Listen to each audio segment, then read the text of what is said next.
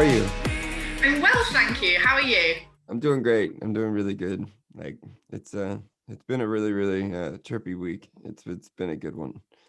You've Um been like literally tripping all week. yeah, like been getting pretty far out there, and it's just nice. It's nice to have the opportunity, which we never ever get, to have some serious self-reflection, and Mm, not just on like what I ate yesterday, but like self-reflection on like my position in life, and that like there's almost like I think anyone could say that there is this inclination to explain to you that there is a lawful unfolding of everything, and once you're able to agree, once you're overwhelmed with astonishment at mm, the communication process of a psychedelic experience, because that's what it is communication. It's the yeah. psychedelic communicating with you, or whether it's your higher self communicating with you,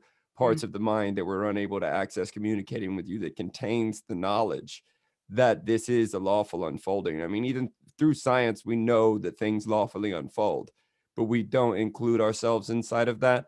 yeah. And so having an experience where it is completely internal, nothing external is explaining this to you, and you find deep within yourself the intuitive knowledge that you are a part of this unfolding. And that gives us all kinds of permission to forgive ourselves, Yeah. and like not just forgive ourselves, but to empower ourselves and move forward, knowing it's going to be okay, even in the worst situations. Like, and sometimes it's so easy to lose sight of that, because it's a game. If you were constantly fully aware that it was a game, it wouldn't be fun.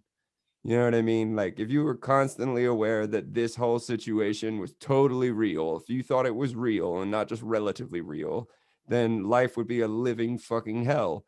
But Yeah. then, A lot of people are living in that as well.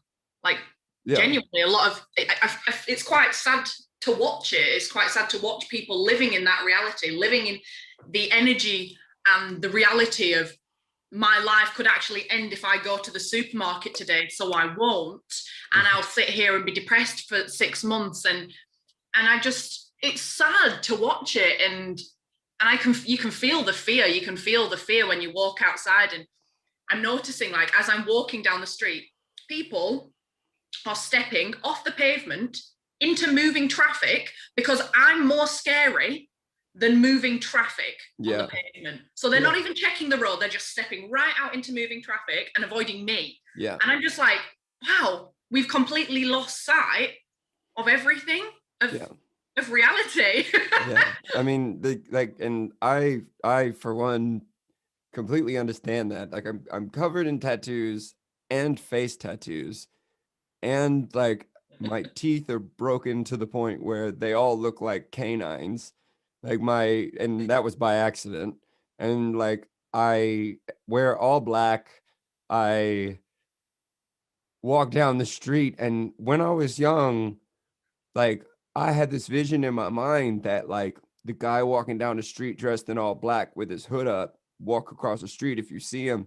And now I'm that guy, and all I want to do when that person's walking towards me is stop and have a coffee and be like, "Do you know that you and I are part of one singular being broken down into many forms, and I love you so much." And like they just like run across the street, like it's like that Simpsons episode where Mr. Burns gets all radioactive and he's like, "I bring you love," and Lenny's like, "Kill it." You know what I mean? Like that's how it feels all the time.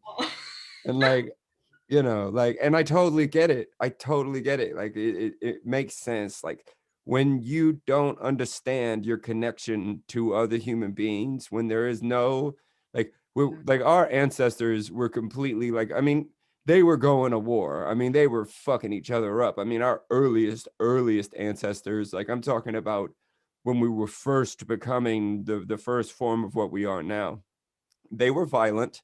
They were pretty crazy. But I mean, like Terrence McKenna, like he has a really, really beautiful theory on like moving down from the trees due to climate change into the grasslands, and then having to look for new food. And majority of the time, when animals lose their food source, they will voluntarily go extinct. But the thing about human beings is we did not do that. So we lost our food source, and then we had to find more. So there was something in us. There was this will to survive, this destiny built within us to move forward. And so you start following other animals around. And what are the easiest animals to follow around? The slowest animals to follow around? The cows. You know what I mean? Like the fucking cows walking around. And where do you find the best sources of protein? You find it in the bugs that's crawling in their shit. And then where do you find the mushrooms? You find it under the shit. And then you eat the mushroom.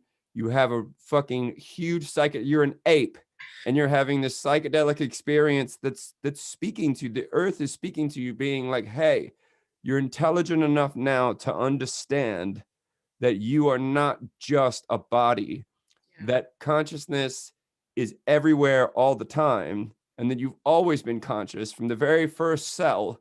You've always been conscious. Even the stones are conscious. Everything is consciousness. And only now, through the mechanics of your evolved brain, are you allowed to be self-aware of your own consciousness. So through this new food source, we began to be like, oh my God, there's all these things that we need to explain. And we didn't really have a whole lot to explain to begin with. We didn't really have a whole lot to talk about while we were up in the trees eating fucking papayas. Like, it was just like, wah, wah, wah, like, you know what I mean? On Like, instinct. We lived on instinct, and now we live in an ego-centric model where we think that everything's happening to us because of us. Where other animals don't have that. They don't have that level of consciousness. They don't live in that theta brain state where they think that everything's happening to them because of them. But we can think like that, and we're the only creatures that don't live in harmony with the earth. We're the only ones.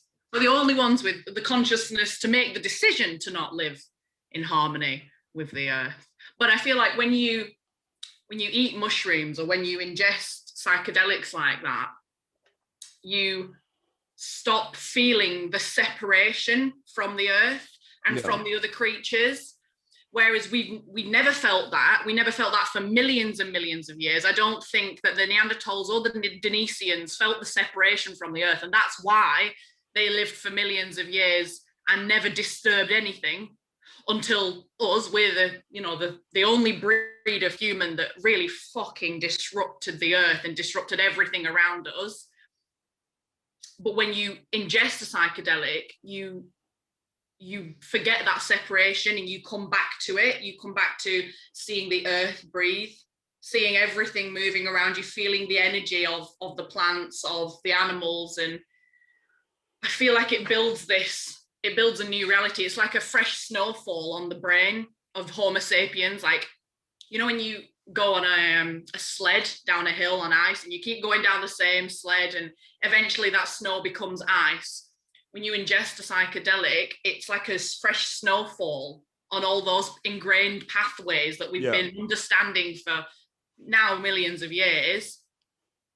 And you've got a chance to rewire and go down a different pathway and create a new sled path if you want to. But I just wish it was more normalized, maybe. I feel like one of those annoying woke people that says that. I just wish everybody would do it. Well, the funny thing is I'm glad that they don't. I think that life is absolutely incredible because it is a series of life, death, and between life and death is consequence. And without a human body, without an incarnation, a physical incarnation, you do not get to experience consequence. Because if you were a body that has if you are an immortal being, which you are, if you're an immortal being without a body, you don't experience consequence. And when there are people around you who do not understand these things, who do not understand like the unitive mind, that do not understand like the overall like one singular consciousness of being and things like that, those people are the tension required for you to even begin to understand that. Like you need to have this opposing force. And there's a Hindi term called an upaguru.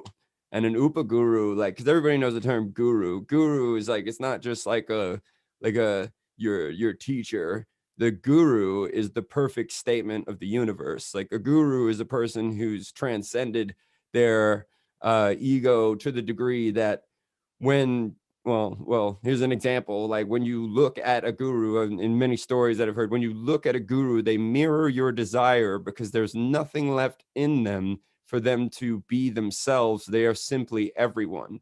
And so when you meet a guru, they mirror your desire, and thus you learn from within because you begin to see yourself inside of them.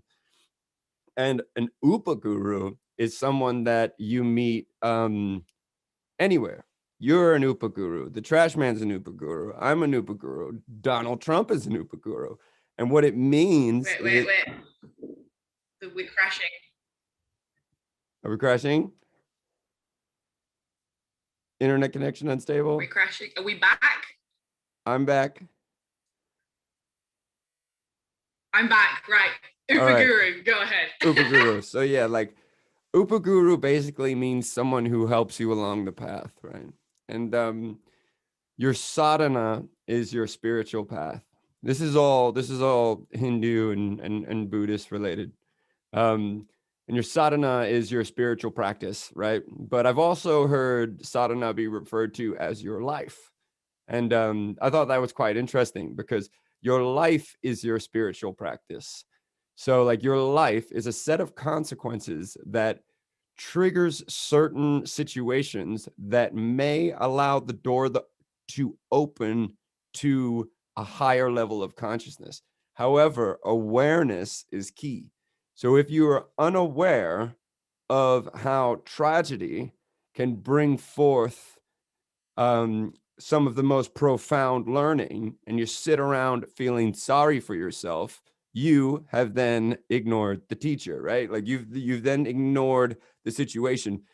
Everything that is the opposite of what I am is a far greater teacher to me than everything that is similar to me. Because the things that are similar to me, the things that seem to resonate with me the most, it's like porn for the soul. It's porn for the mind. Like, I love listening to Alan Watts and things like that because it just massages my brain, and I'm like, yeah, I'm like, this is the way that it is. But then when I meet someone who's just completely out of it, that right there is the moment of truth. Like, am I going to perpetuate the cycle of judgment? If I meet someone who's extremely judgmental, am I going to perpetuate the cycle of judgment, therefore being the judgmental person that I, in my woke ways, said that I would never be? Or am I going to look at them as one of my highest teachers, you know? And so, like, and this gets a slippery slope. This gets onto a slope where I'm not saying generally, I'm saying everybody. I'm saying, like, warlords are your greatest teachers. I'm saying murderers are your greatest teachers. I'm saying sociopaths are your greatest teachers.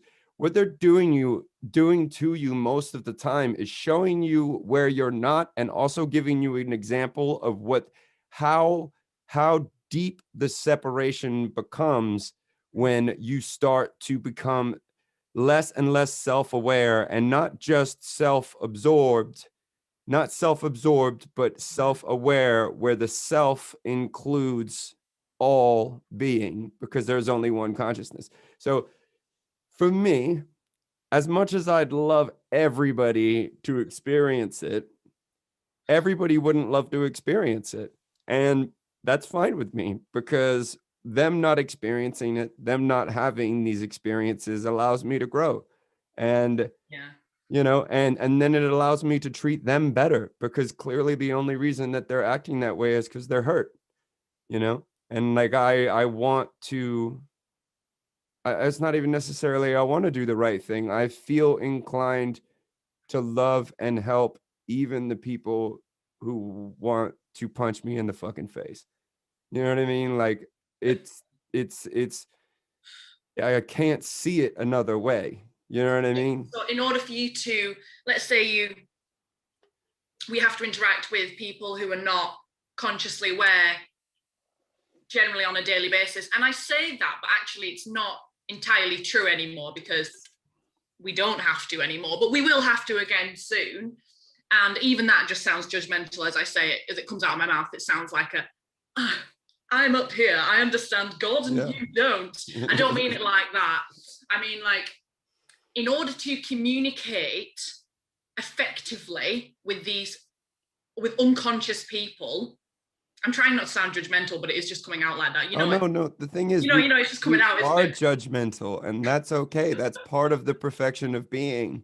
Like it really is. Like being judgmental is totally a part of it, and that's why it's totally fine. You're absolutely perfect the way you are. The awareness of your judgmental behavior is your teacher.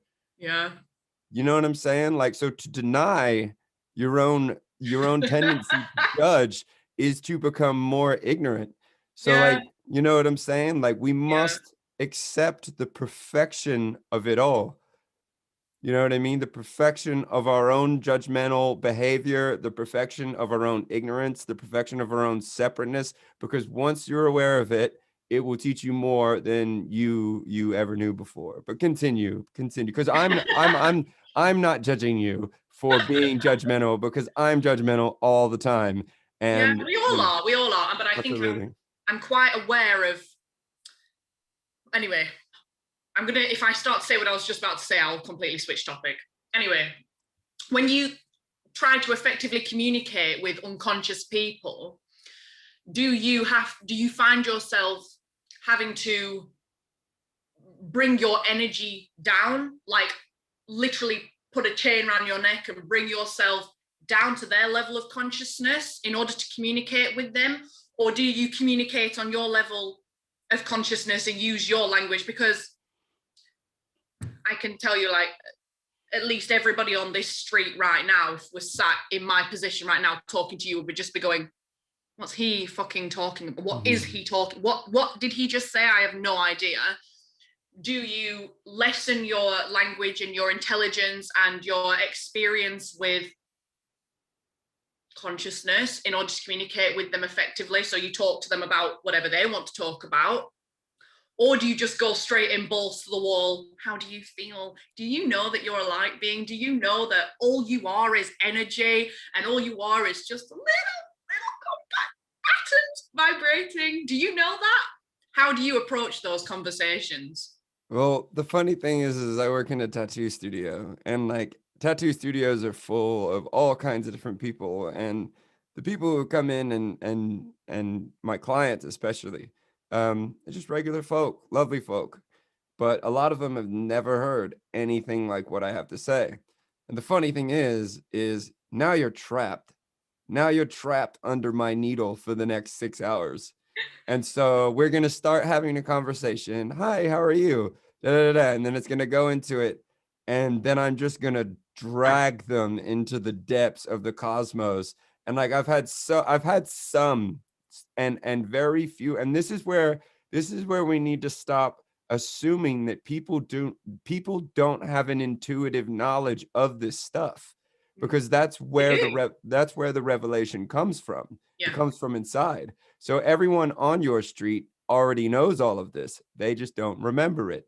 Yes. So like essentially, like I'll be sitting there with somebody, we'll be having this conversation, and then by the end of the time that they leave, we're like best friends, and like we've gone to the furthest reaches of who we could possibly be, and we have like, you know, done this great artwork, and we've like really pushed it. Like to dumb myself down it doesn't work, and I can't really do it. And like even my friends who don't understand me at all, they just laugh because they know that I'm being dead serious. But like I don't do it in the terms of like, hey man, did you know? You know what I mean? Like ever. But like they'll say something silly to me, and like, you know, I'll always refer back to like something from like the Gita or the Bible or something like that.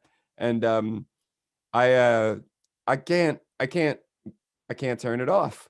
And like, I know personally that once you plant a seed of information inside of somebody, whether they recognize it or not in that moment, something's going to happen.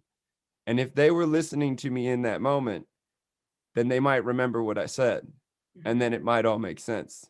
Yeah. You know, and if it doesn't, fair enough, but I'm not going to not say it just because. But however, if you're a professor of psychology at Harvard and you go to an elementary school, you probably shouldn't teach your class there. You know what I'm saying? Like, you probably shouldn't. So that's why I don't really hang out with elementary kids, because after after a while of going to elementaries and trying to talk to them about this stuff, it just didn't work, because they know more than me. You know what I mean? They're more in tune with the light and the love of the world than I am. I'm more judgmental than them. So I mean, like, and no, I don't go to elementary schools and hang out with them. But if I did, like when I hang out with my nephews, there is just nothing but like this beautiful, radiant light, this fey light that's like coming out of them, where their personality, their ego structure has yet to smother the ego. And it is just so fascinating, because I'm sitting there reading books, trying to fucking dig as deep as I can. And then this little kid just comes out with the most beautiful, profound, like simple thing about how he's just gonna love everybody because everybody's his brother and everybody's his friend and da da da. And I'm like, you sound like the guru. You know what I mean? But they are, though. They actually Yeah. are, because between the ages of 0 and 7, they're in a theta brainwave state where they don't have consciousness. Not as in they don't know what's going on around them, but they don't, like, the unconscious mind is like, it's like a bowl. We've got the conscious mind here, and then imagine it like that, the unconscious mind here. But for kids, they're just like this. Yeah. 0 to 7, they're just theta brainwave. And theta brainwave is when we are in the state of hypnosis. People who are hypnotizing us put us into a theta brainwave state. And also that's where all imagination resides in theta brainwave states. So kids literally live in a state of magic for years and years and years. And as soon as they hit that between 7 to 10 age, that's when the conscious mind goes, and they go, it's closed at that point. At that point, they start feeding their own information into the unconscious mind, and then that starts creating their vibrations, and that starts to create their patterns. But everything from 0 to 7, it's just open. They're just a sponge for knowledge. They're a sponge for love. Everything that they learn during those years is so important for their development. Yeah. And so if kids are going around going, oh, I love and light, and I love all my brothers, and I want to love animals. I want to love animals forever. That will be in there. That will be in there. Yeah. Going forward. And I just think that's beautiful. Yeah, it's absolutely fascinating. And like, one of the strangest things about growing up is social conditioning. And my favorite teacher, Ram Dass, like, I've read countless amounts of Ram Dass books. I've listened to hundreds of lectures, like, and I don't mean hundreds of lectures like he's got hundreds of lectures out. I mean, I've listened to the hundreds of lectures repeatedly for years, trying to study this man. And he was basically talking about how, like, once we're born, the first thing that starts happening to you is you get a name, right? Like, you get a name, and then you get a class, and then you get, like, you're born into a class. You get a religion, you get all these things, you get a somebody, you get given the somebody that you're supposed to come. And so over time, when your parents see you not behaving as the somebody that they're trying to raise you to be, they get quite frustrated with you. And so you start to learn shame, and you start to learn all these things about how your natural self does not fit into the social structure of who you're supposed to be. And then as we get older, we continue to perpetuate that social structure. We go to school, and then there's even more social rules that we need to adhere to, because nobody wants to be an outcast. Nobody wants to be bullied. Nobody wants to be this and that. And all these social structures end up basically clouding the light that is your consciousness. Like, it clouds the purity of being. And I think that the thing about psychedelics, and it's not even just psychedelics, like it's trauma, it's love, it's compassion, it's huge events in your life where you finally see through your bullshit. You finally begin to see that, like, who you think you are has nothing to do with who you are. And the social conditioning, the somebody training, is probably one of the biggest downfalls. And I mean, when you think about Buddhist parents who send their children away to Buddhist temples out here in the West, we're like, that is disgusting, right? Like, we're like, how could you send your children away from your parents? But the whole idea is that we're all one family, and that their perspective on the soul is that the soul is simply taking birth inside of a family, and that all of these souls have been reincarnating forever. Like the Buddha said that uh, for as long as it takes for a mountain 5 miles wide and 5 miles high, and a bird flies over every year with a silk scarf in his mouth that brushes the top of the mountain, for as long as it takes for that silk scarf to grind that mountain all the way down to the ground, that's how long you've been reincarnating. So with that cultural perspective, with that perspective on the soul, your child, though they're your child, and you'll have the human reaction to, that's my baby, I need to take care of it, the animal reaction. When you're able to see people as souls, you're like, right, well, this one right here, we're going to send this one off to go into the deepest amount of training where he will be around his soul family, because we're all family. And he will go learn about himself. And eventually he'll get to decide whether he wants to be a lay person or whether he wants to stay inside the temple. And that is so much better than school. You know what I mean? Like, because I mean, not only are they learning inside of these temples, but like they are learning about the nature of their consciousness, where our schools are not like that at all. They're consistently reinforcing these social roles that lead us into these fucking horrible depressive states when we find ourselves in complete disharmony with the universe, and we wonder why. We wonder why we're in disharmony with the universe, because it's just a bunch of perverted models of who we think we need to be based upon the culture that we're living in the time. It's got nothing to do with the original source of who you are. And so when we look at it, it makes me Business. It's a business. Hmm. It's just business. That's all it is. Yeah, like Western culture. Hmm. Yeah, definitely, it is a business. And like It's a you go, code. It's a code. It's called it's a tax code. It's a yeah, code for a reason. It's a code. It's yeah, been written. It's been written to manipulate people and manipulate swaths of humanity. Just manipulate them and filter everybody into this perpetual cycle of education and then debt, education, debt, mortgage, debt, everything. You will constantly be in service to the banks. You will constantly be in service to the government. You will constantly be paying out to stay alive. And in order for you to continuously pay out, you continuously have to stay in the education cycle or yeah, the really low pay tax job cycle, and you never leave it. yeah, Why would they teach us how to think? That would pull us out of yeah, the perpetual cycle. And the people who are sat at the top, perpetuating the cycle, writing the perpetual cycles, they got it. yeah. They Oh, got, yeah, they got all. They got it all. They got it yeah. all in here. They They to- fucking they know. they totally understand. But I mean, the moment that the thing is there's this enlightenment that happens, and then there's also this like this inverted enlightenment where like you finally have everything. Like you finally have everything. You're at the very top of the fucking ladder. No one can tell you what to do. You can do whatever you want. you've got all the money in the world, but if I took it from you, it's all gone. And that is attachment. That's what we call attachment. The moment you become attached to things, you begin to suffer.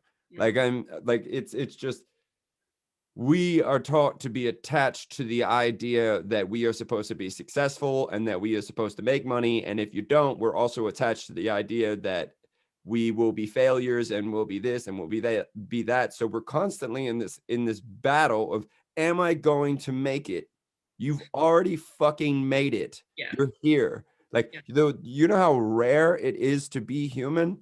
Do you know how rare it is to be here on this earth? You did it. It's done. Your purpose is just to be here. But I do understand the psychology of that, because that gives you your identity. And once you have your identity as a human, because we have consciousness, we strive for identity, we strive for belonging. We don't think that we belong. We don't think that we belong already. We have to go and find belonging, which is unfortunate, but it is just how humans work. Because we don't live in harmony with other humans anymore, we have to go and get that identity. We have to go and get that car, because then we belong to a certain car club. We are now part of the club of people who own Ferraris. Yeah. Great. I'm now part of a tribe. I finally have a sense of belonging on the earth, because if you don't feel like you belong to your friends, if you don't feel like you belong to your family, you will strive for other bits of connection, just connection anywhere, just connection to any kind of tribe, any kind of group of people, just to feel like you belong to something. And that's where that craving for identity and craving for all the money and craving for the certain job or whatever comes from. And it's hard, because I don't think that, well, I don't know, and I can't possibly fucking know. How can I fucking know that we would ever return to a state of belonging anyway, knowing that we belong? I wonder if that would ever be possible for humans with the level of consciousness that we have now to ever feel like we all belong to one another ever again. No, I mean, maybe. I mean, I think that the idea to want to belong, the idea to want to unify, comes from the very nature of humanity, which is natural to be unified. We're seeking oneness. And so we're constantly trying to find oneness. We're trying to find that place where we're like, finally, you know? But then it's like that. It's spiritual on that sense of consciousness, but it's also a really primal thing. I think that it's a primal thing, but I don't think that I don't think that nature and spirituality exist independent of one another. I think that the reason why nature is at so much harmony with everything is because of the spiritual force that requires unity and oneness. And Yeah. when we start going down our path, the reason why being human is so interesting is because we can fuck up the path, and we can make all kinds of decisions and create all kinds of like karmic predicaments and all kinds of stuff, which keeps it interesting. But the desire to belong is inherently spiritual. It is literally, you are seeking your oneness. And so like the moment that you get that fucking Ferrari and you're driving down the fucking boulevard and you're flying down the boulevard, people are looking at you, the music's blasting and everything, and you're like, God damn, you're like, this is the place. This is oneness. Like, I finally found happiness. And then you hit a pothole and the tire explodes. And then all of a sudden you fall out of the oneness, which means that to search for oneness in form, we live in the universe of death. We live in a universe where forms build up and break down and transform. So nothing's ever truly lost, but the Ferrari might be. But sorry. We are seeking oneness through form, and form's fundamental nature is to disintegrate and transform. Mm-hmm. So when you're seeking oneness through those things, you will eventually lose it. Yeah. Now, the one consistent thing that remains is awareness and consciousness. It does not break apart. It does not fall apart. It is constantly there. The moment is constantly there. The universe is infinite and it is always there. It may be a form. It may be broken down in many, many forms, but those forms break down and then turn into other forms.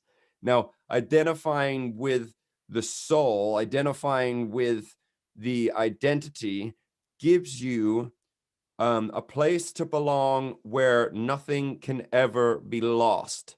So therefore, your oneness will be complete forever. When you stop identifying and seeking oneness, which is a natural inclination of the soul screaming out for oneness, which we do not have the information, we don't have the education to find out how to achieve this oneness or find out where to even look. So we look outward and we look outward into form, and then form falls apart and we fucking freak out. But the one thing that doesn't fall apart, like even your body is going to fucking fall apart. Stop looking for oneness within form and understand that the formless, the constant, the immaculate presence of being in general is where, once you've identified with that, you will never, ever lose it. However, that is extremely difficult because of a thing called the ego. The ego always wants to come back into play. And like, it's so funny because like, you'll be like, wow, I finally get it. I finally understand that I'm an eternal soul. I finally get it. And then your ego's like, good job, buddy. Yeah. You know what I mean? Like your ego is just like, we're the best. We finally figured it out. And then you get this complex and you get like messianic complexes and shit. You know what I mean? Like, so you have to be really subtle with the way that you experience the self, but it's lack of education. It's just complete lack of education on what we actually could potentially be. It's all about the possibility. And once your eyes are open to the possibility, it's almost impossible to close them. I'm just going to turn my heater on real quick. Okay. No worries.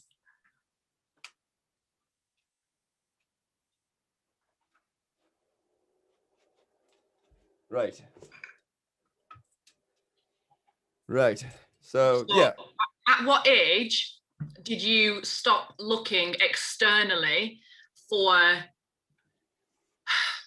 love, happiness, joy, acceptance, and you started looking internally? And if I was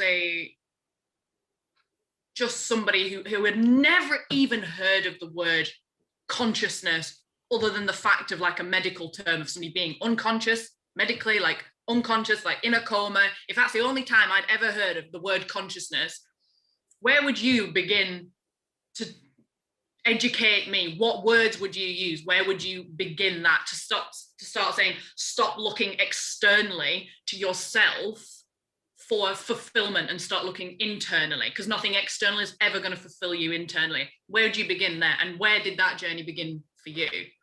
Where that journey began for me, like I was like really suicidal. I was an alcoholic. I was extremely depressed for years, and I ended up having like a really, really big DMT trip by myself for the first time. And that introduced me to the idea of unconditional love.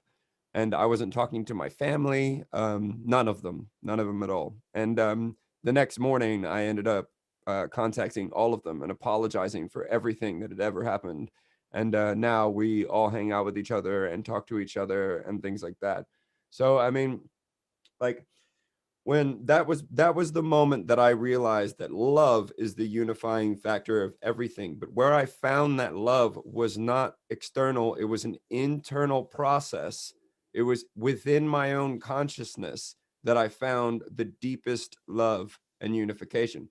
So I had no love for myself, but inside of me was unconditional love. So then came the question, how do I access the love that already exists within me. Because like they say, like when you fall in love with someone, it's not that the other person's giving you love and therefore you have love. It's that that person is your connection to the love that already exists within you. And so seemingly my consciousness was filled with unconditional love.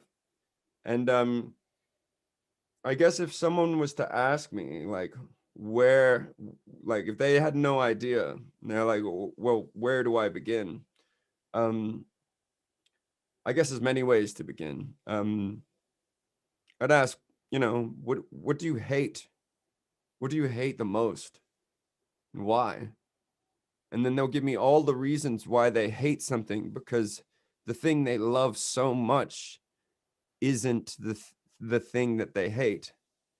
And so their hate is coming from a place of complete love which dwells within them. Now, it might be an ignorant perspective on life to, just because things aren't the way you want them to be, you're going to hate them. But because you hate, you are only hating because you love something so much. Now, something deep within you is that love. And the only way that I'd be able to explain it to somebody is the one constant thing that you are. It's not just like this chemical reaction going on in your brain. This one constant thing that you are is always seeking for the thing that makes that connection back to that loving place inside of themselves. And that loving place inside of yourself is you. And it's not just you, because love is not just a human experience. Love is unification. It is harmony. But that doesn't mean that love isn't war. That doesn't mean that love isn't catastrophe. The sun's gonna fucking explode. That doesn't mean that the sun hates you. You know what I mean? Like you're going to die. Like but all things that die return to the earth. There is a harmony that exists inside of everything. And to me, what love feels like to me is, regardless of the conditions of the situation, love persists. And so if somebody was to ask me, where do I start with acknowledging my own consciousness, I'd say start with your love, and start understanding that when you can find that place inside of you that is true love, and you can start opening yourself up to that true love, you will begin to see the love that other people give you. And that was why I was so depressed for so long, um, because I just did not understand the concept of love. I thought it was fake. I thought that it was just like this human construct. I thought it was Valentine's Day. You know what I mean? Like I thought it was just absolute nonsense. And then when I experienced that love is really just unification, and when human beings experience deep unification, we call it love. But humans, love was here prior. That unification was here prior to human experiencing it. You know what I mean? Like, so there is an eternal love permeating through all. And I'd say start there. Start with self-love. And then you'll begin to see, like, the universe is a reflection of the self. And as you begin to love yourself more, as you begin to take care of yourself more, you'll begin to see how the universe takes care of itself. You'll begin to see how nature takes care of itself. You'll begin to see how the lion ripping a fucking gazelle apart has nothing to do with hate. It only has something to do with harmony. Like and the loving unification of harmony. Like Alan Watts said that what's conflict on one level is harmony on another.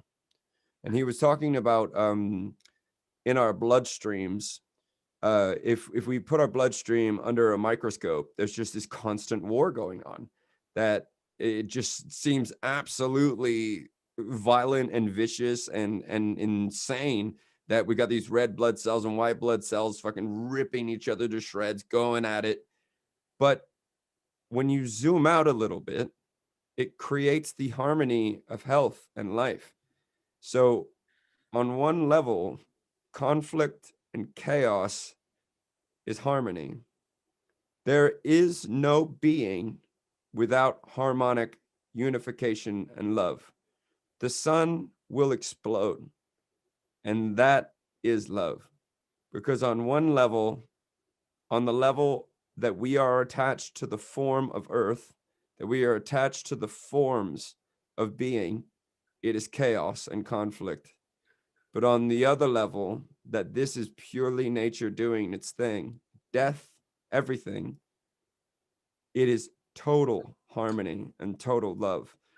And so self-love, the practice of self-love, I think begins to open our eyes to even the most tragic situations and see the love within them.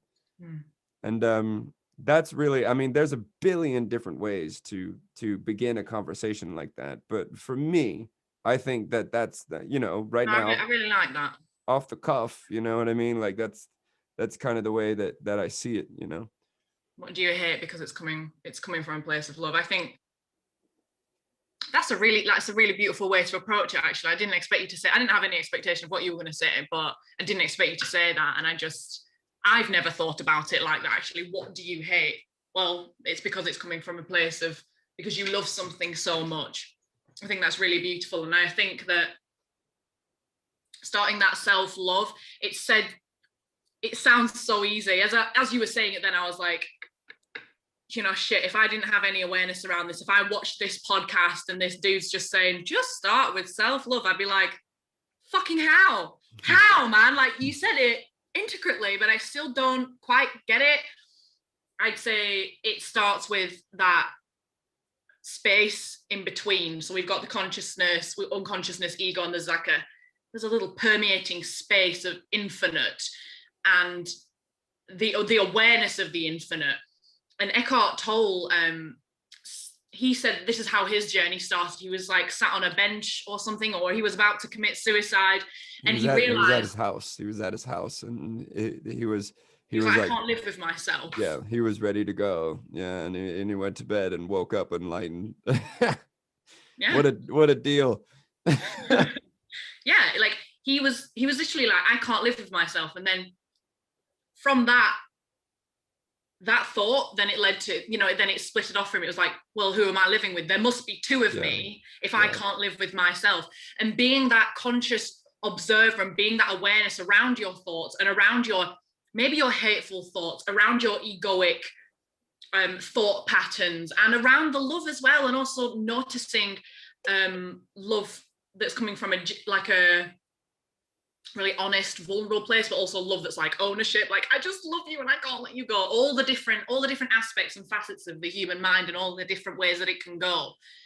Just being aware and watching it, just going, why did I think of that? Or, oh, hey, I see you thoughts, and being that awareness, I feel like that's where the self-love starts, because once you can be the awareness, then you can be the acceptance as well. You can be the acceptor of all of the different thoughts that are coming and going and actions that are coming and going. I feel personally that's where I would start, is being the awareness around all of those things and observing the thoughts as they cross your mind. Yeah, and I think on another level, like if you have to take it up another level,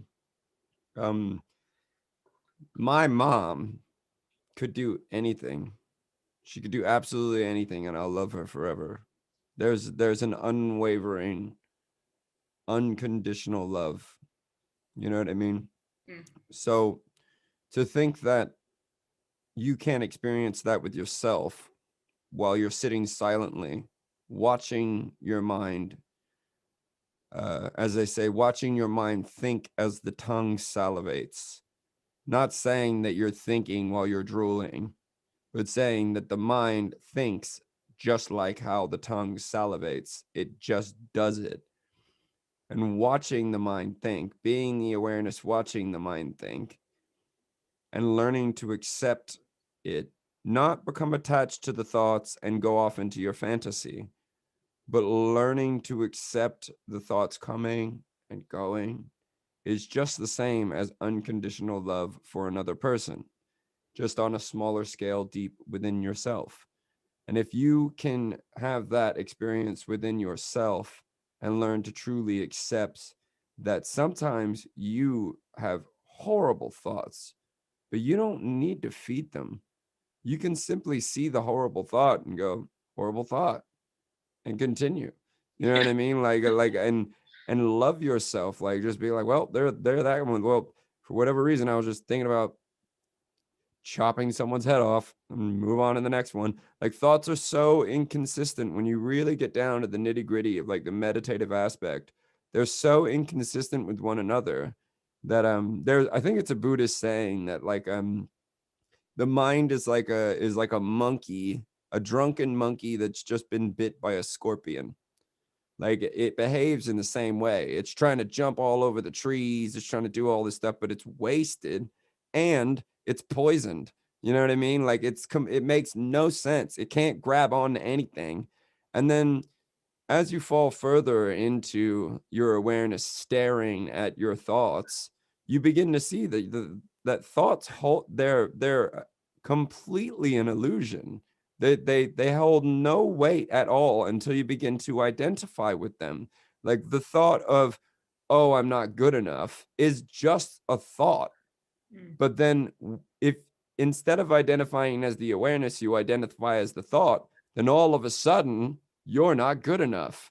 You know what I mean? And there is that space between awareness and thought. Thought, thinking, the mind is just another sensory input, just like hearing, just like anything, feeling, touch. You can be in a room and you can be watching TV and the clock's going or the vacuum's going, but you can't hear the vacuum and you can't hear the clock.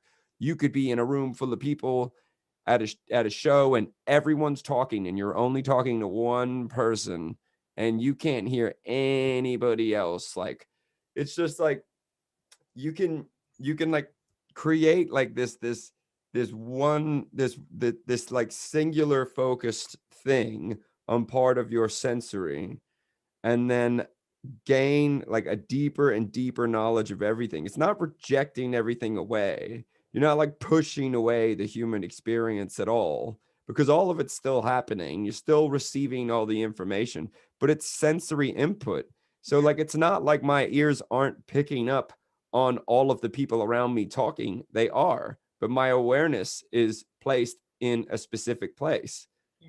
You know what I'm saying? And if you can practice that enough, then you can begin. The longer your awareness stares at your thoughts, the more unreal they become, and the less the actual nature of thinking the becomes more it becomes more obvious that thoughts are just these passing slideshows of illusionary memories and conspiracies and things like that. And one thing I found in my meditation lately is, especially since I see consciousness as the light. It is the light. It is the light that they speak about in the Bible. It is the light, and that when the light is shined on the profane, such as uh, a thought, you will begin.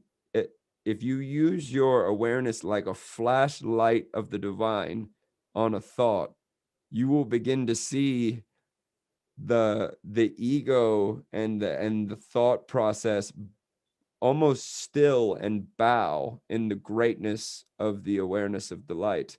and Yeah. and that is so peculiar, because you don't need to sit down to do it. You don't need to get quiet to do it. You can always do it.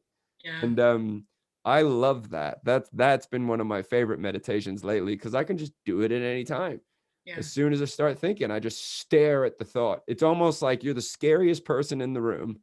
You know what I mean? And like, a thought pops up and he thinks he's bad, and you just stare at him until he cowers into this little puddle and fades away.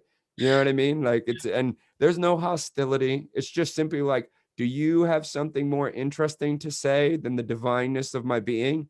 Because I highly doubt you do. You know what I mean? And then it calms down. Yeah. And I think what people do with meditation is they go, right, I'm going to sit here and not think. That is a thought. That's a thought. Like people are missing the subtleties of the practice. If you're Yeah. sitting there going, not thinking, not thinking, not thinking, you've just thought for 15 minutes. You Yeah. know what I mean? Like it's just, It's resistance against it. And the ego is um, a beautiful slave but a pitiful master. Um, and so how have you found this? So I know for my own mental health, having this kind of awareness and actually being that light and questioning it and going, oh, hey there, negative imagination. I'm not going to go and push that person in front of a car. That's just, I'm not going to do that. But I appreciate you throwing that imagination at me. But I see you and we're not doing that. We're not thinking about that. I know that for my own mental health, watching, being that observer, being that light and questioning that and going, do you actually have something? Is that the truth? Is that the fucking truth, ego? Because I don't think it is. All right, well, we're not interacting with that. I know that for me, that's literally changed my mental health game. And so I know that a lot of depression comes from that thought cycle and then, but identifying with it and then going, I am that thought that arose. Like, I am a terrible person because I just thought about throwing that baby off a bridge. I'm an awful person. That's where a lot of OCD comes from as well. yeah. When people are continuously thinking those, we're all continuously thinking that. We're all continuously thinking, goodness, I wonder what would happen if I just, hit you in the face with a baseball bat right now whilst you're telling me this really vulnerable story. I wonder what that would look like. And then you go, I'm not going to do that. And I don't know why I thought that, but for a lot of people with OCD, it's because they think I'm a terrible person for thinking that rather than being the observer. So for you, how has that awareness and being that observer and yet literally having that awareness to go, do you have something more interesting to say, ego? Do you have something more interesting to say, depression? How has that been when you've been now dealing with the depression that you had or maybe still have? Like, how is that reality now for you? Well, the depression is built into my personality, but my personality has nothing to do with my identity. And my personality is just like it's just a collection of conditioning. And like my depression and anxiety, and for a while there I went fully delusional, like paranoid. So I thought things were happening that weren't happening. And I wasn't on drugs at this time. I was just drinking a lot. And I would break out in like cold sweats and all kinds of shit and freak out, and then like get this impulse to run away and never come back and leave my home. This is when I was in Texas. Like I was fully paranoid. So I would drink a lot. And I don't know. Now dealing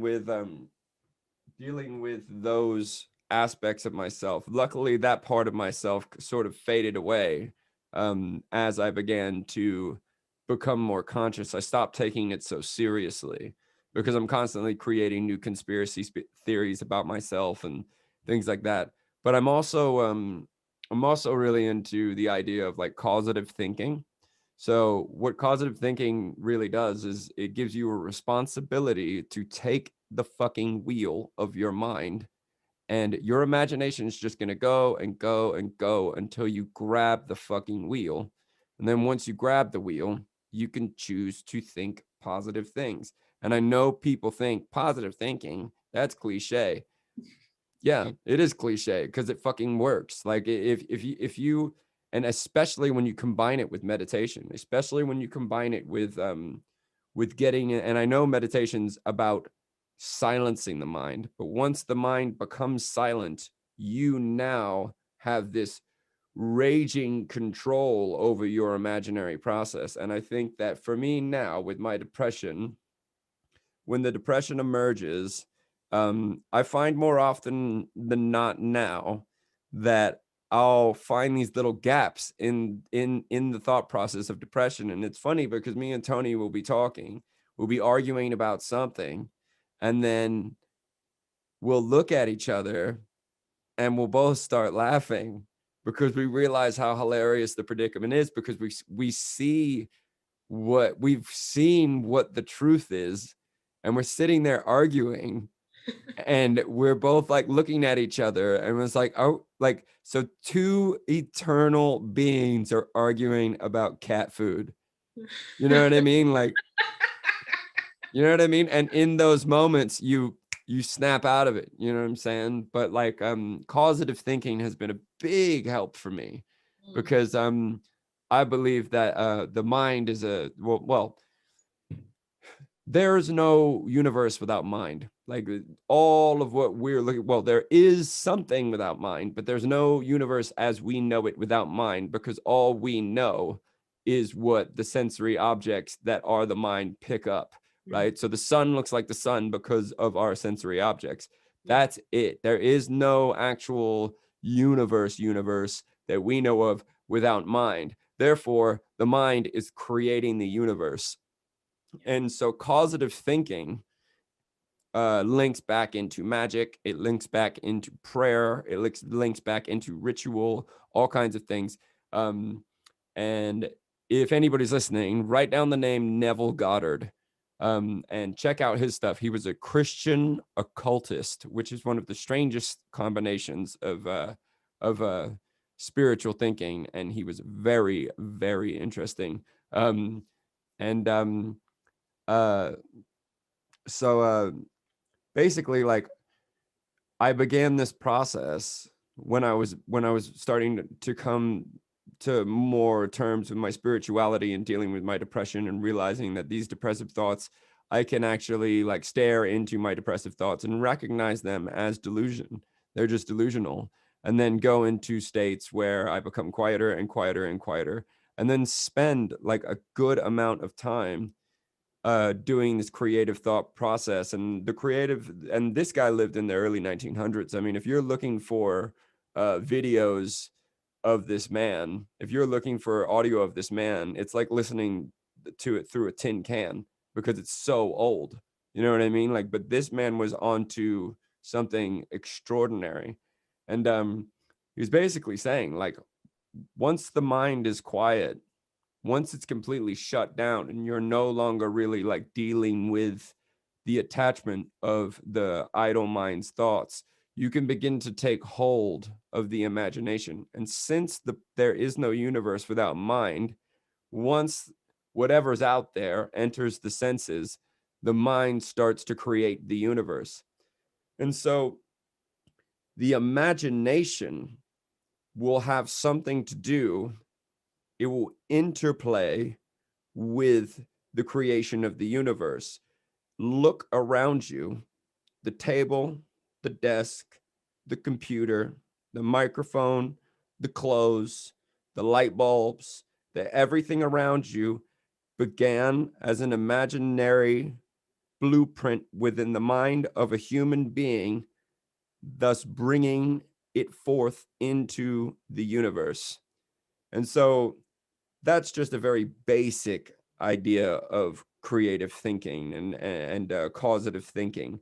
But I believe that it goes on even further beyond that. And I've seen it happen multiple times. And this has helped me with my depression, because it's allowed me to re-identify my ego structure, not just as my soul, but as a God being who is able to manipulate reality through his own imagination. Now, the only way that the mind can become convinced of creating new realities is if you actually allow yourself to become convinced and live in the state.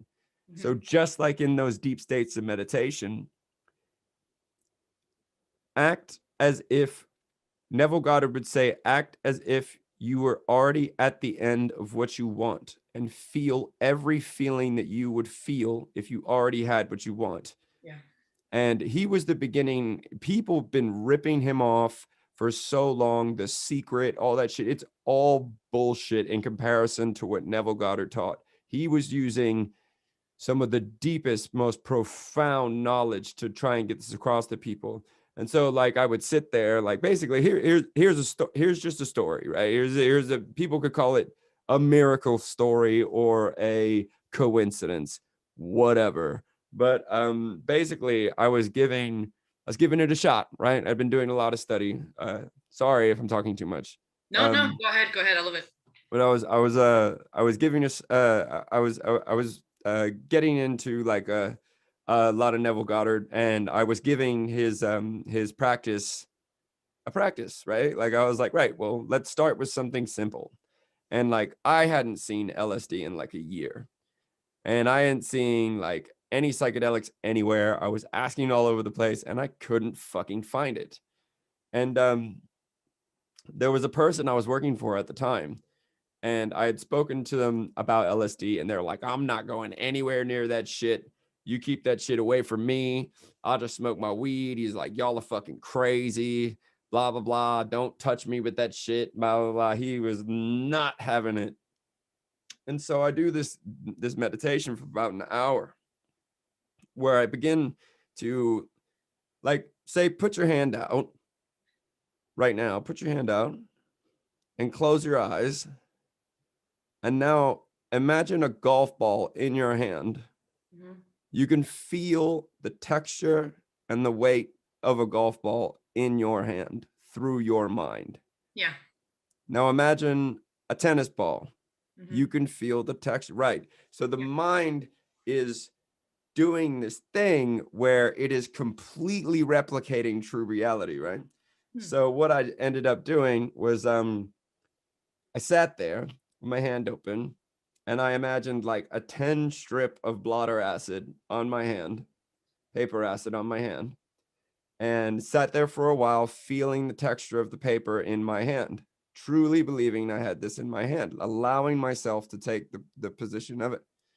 And then I reached with my eyes closed, reached over, picked up the acid, felt what it would feel like to pick up the paper in my fingers and put it in my mouth. And when I put blotter in my mouth, I put it up into my gums and I just let it sit there. And so I did that, and I felt I could feel the paper across the top of my gums.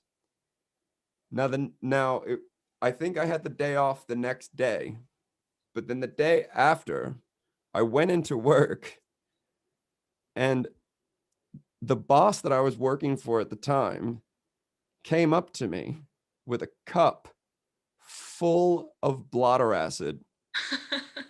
And he goes, I got this for you, and I don't know why.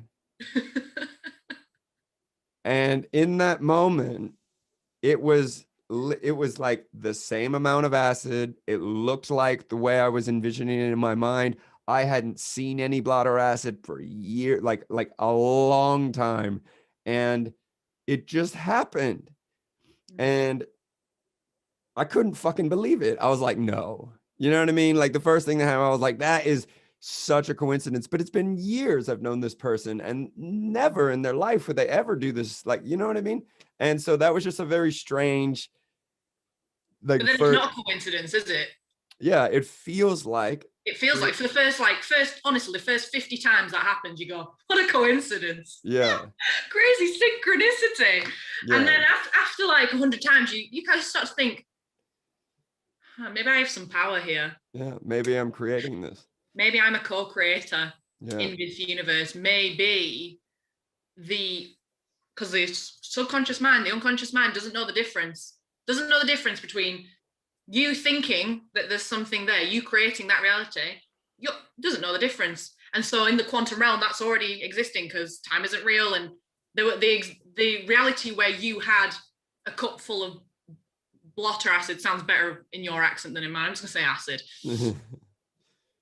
The reality where you had a cup full of acid being offered to you already existed. You just needed to magnetize it towards you through your brainwaves, through your frequency, just like you would tune into a radio station, you tuned into the part of reality and existence where you had acid at your disposal. And after the 100th time that happens, you just, I'm not no number, but maybe it takes one coincidence for you to realize that fucking hell, I've got unlimited power here. I can create any reality that I want.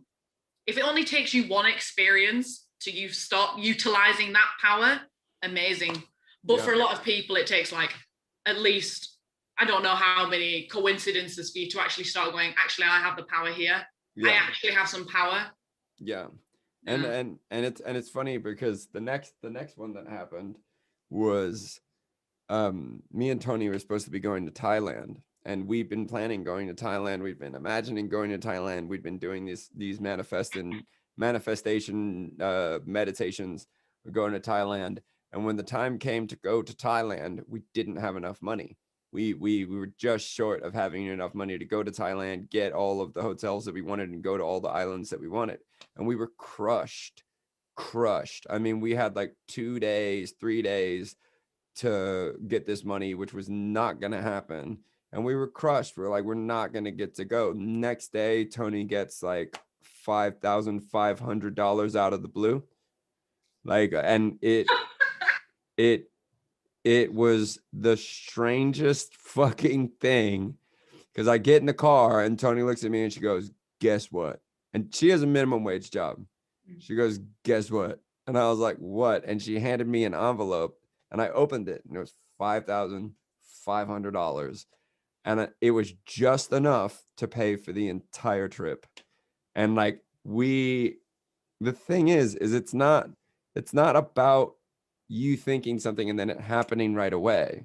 You have to open the channel, and you have to also realize that there are many, many, many, many forces at play that are going to have to be moved around the chessboard in order for the solution to come. So, I mean, those are just very few of the things. Like, I mean, even the video games that I've been selling music to. Like, I mean, all of this stuff was coming through this creative like this manifestation process. And then getting a band came through it and making this new album. And like, it has been the most extraordinary experience realizing that I have this power. And then getting into occultism, beginning to understand like books like the Kabbalion. If you haven't read the Kabbalion, you should. I think you'd absolutely love it. It's so beautiful. I don't know much about occultism, actually. It's wonderful. It's beautiful. So the like essentially the Kabbalion was written in the early 1900s by a man named Rob. I can't remember his name. He went under a bunch of different aliases, but I think that he was channeling when he was writing these books. But it's the Kabbalion, Kybalion. Get the Century Edition. Okay. It's a vegan leatherback book with like gold, like it's fucking amazing. It's beautiful. And it tells you the history of the author. But it was written by the three initiates. And what I think was this man was channeling people. He was channeling the three initiates. And there are multiple books that he wrote under different names. And I think that he was channeling different sources of beings who may not have a body, and they were writing these books for him. And when you read the Kabbalion, you'll get to the end of the Kabbalion and you will feel like another person, because the Kabbalion is based on the Egyptian teachings of Thoth.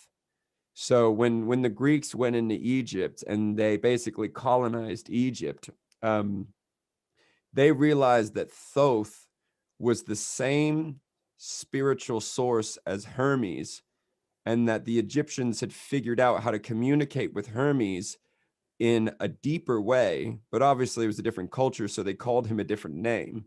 And so he was even more informative. They had more information from Hermes in Egypt than they did in Greece. So they called him Hermes Trismegistus, which means Hermes the thrice great. And all of these teachings came down through Thoth, or Hermes the thrice great. And that's what the Kabbalion teaches. And a lot of people think that it's kind of like this like novelty occult book, but read it and figure it out for yourself. Because anybody who is living in the Western world, if they encounter some kind of occult book or some witchcraft book, they're going to be like, oh, that's just a novelty. That's just a this. That's just a this. Unlike the Bible, Like, give me a fucking break. Like the Bible is like, if any spiritual book is a fucking novelty book, then all spiritual books are novelty books, because they're just parables. They're just stories about spirituality, you know, but that doesn't make them not true. Like a parable is speaks in truth. Stories speak in truth. Myths speak in truth.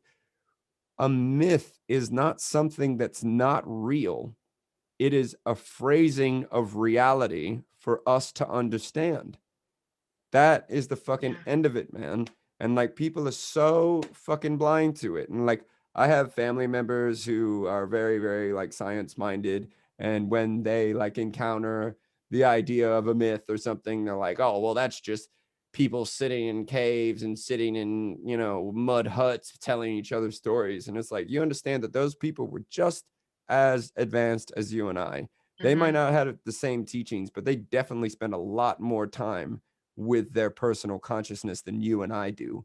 Yeah. It's like you're sitting there on your Facebook while watching Netflix, talking shit about people who had nothing to do but be silent and present and in the moment, connected with the earth. And you're saying that those people got it wrong.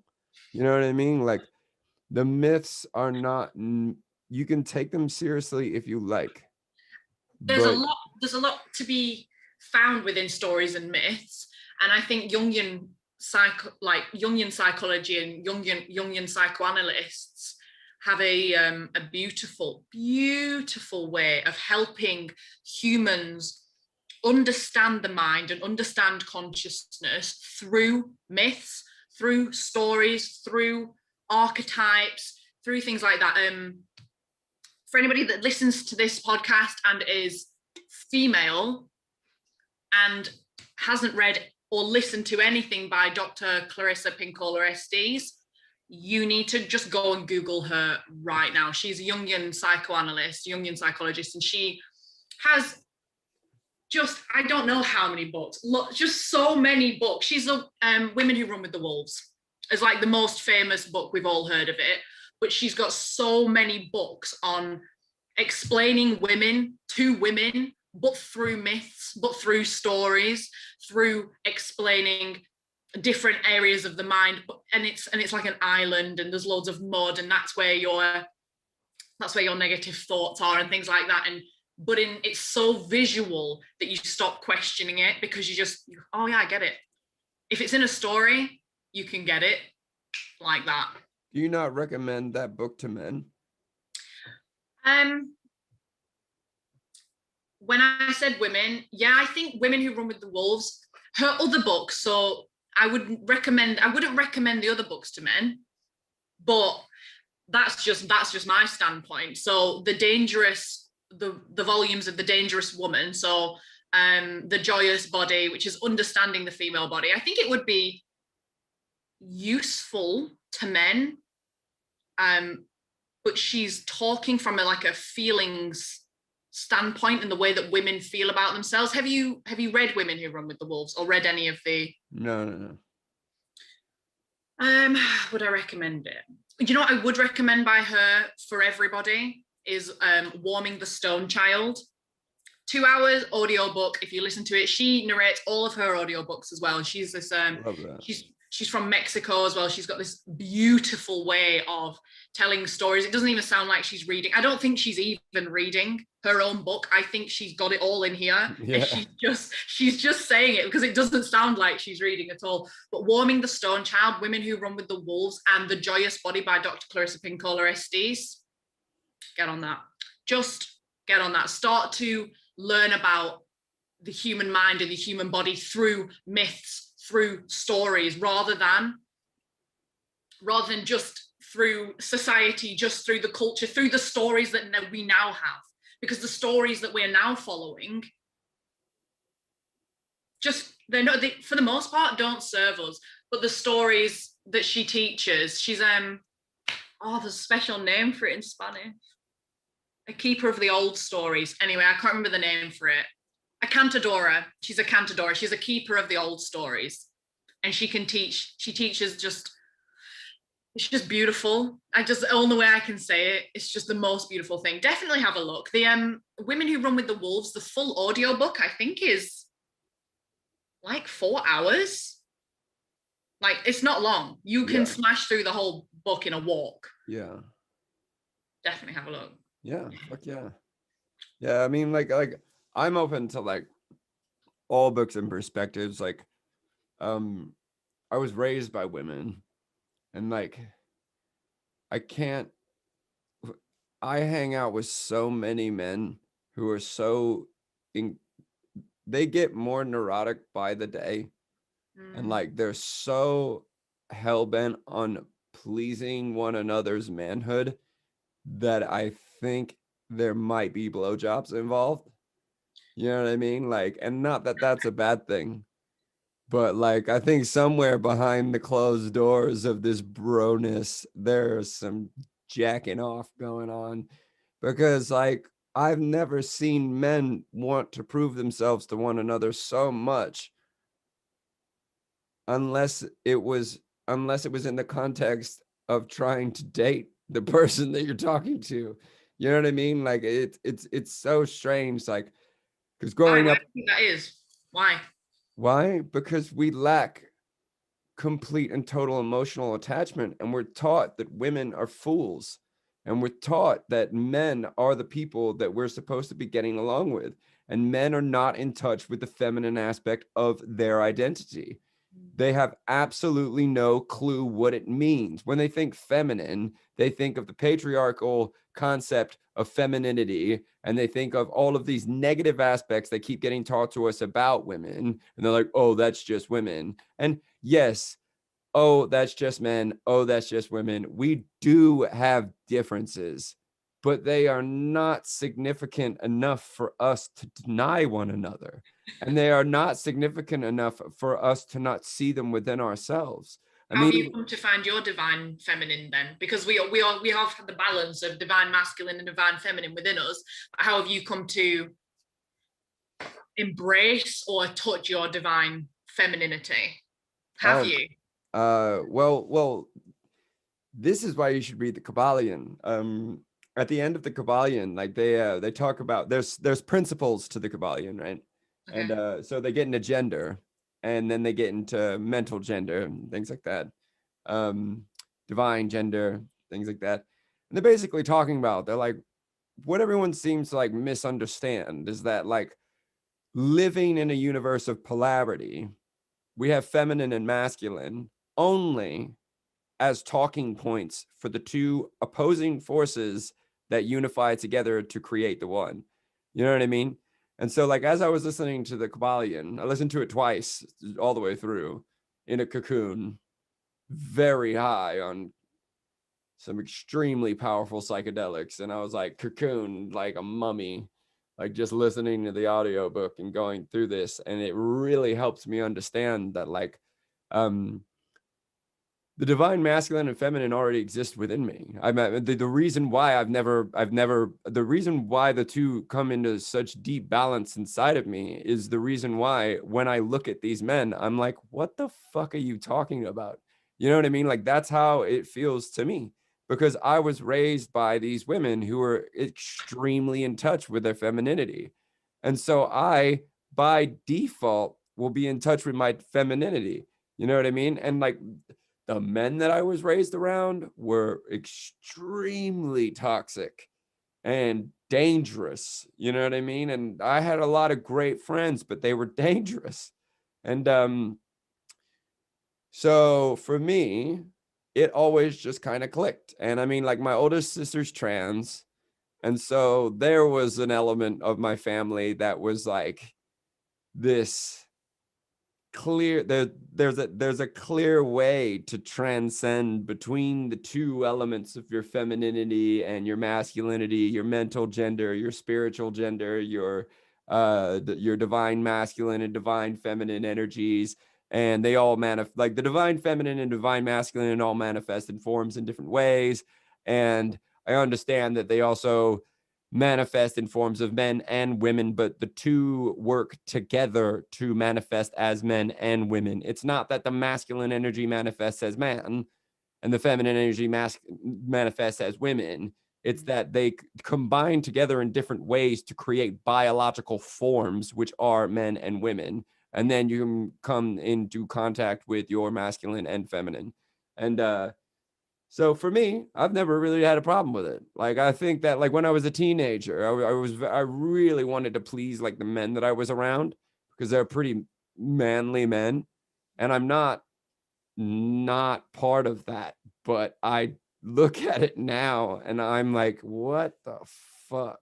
You know what I mean? Like, their masculinity is killing them spiritually because they lack the femininity. They lack the balance. And in the Kabbalion, they say that, like, the master of the self balances the feminine and masculine aspects of their identity on every level until they transcend both, becoming one with both. And that is considered enlightenment. And, like, I love that.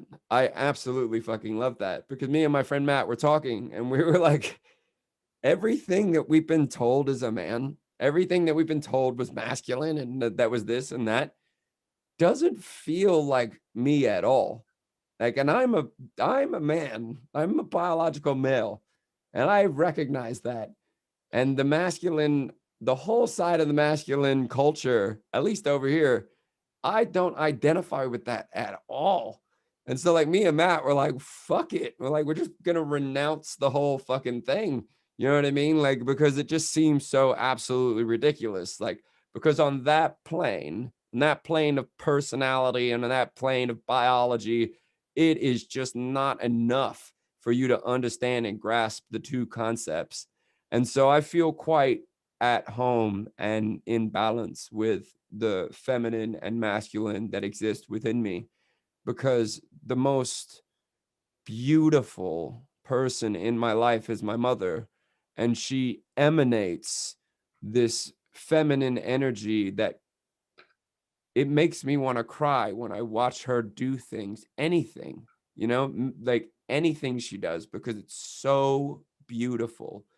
And then the masculine energy that I've seen her put forth since she was a single mother has just been, I've met men who were less men than my mom. You know what I'm saying? Like, I understand that these are elements of the self. These are not biological constructs on just that level. We can talk about it on that level, but there is such a deeper understanding of the two connecting with one another. Do you feel like And you can approach this conversation with men?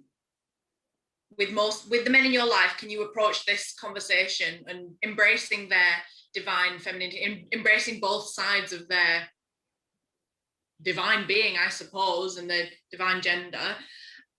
Do you feel like you can approach that with the men in your life? And how has that conversation gone for you? If they're prepared to hear it, they'll hear it. They'll hear me. Like, we only ever hear what we're capable of hearing. If you're not ready to hear it, it will go in one ear and out the other. And if you're definitely not ready to hear it, if you're resisting it, you will be rude to me.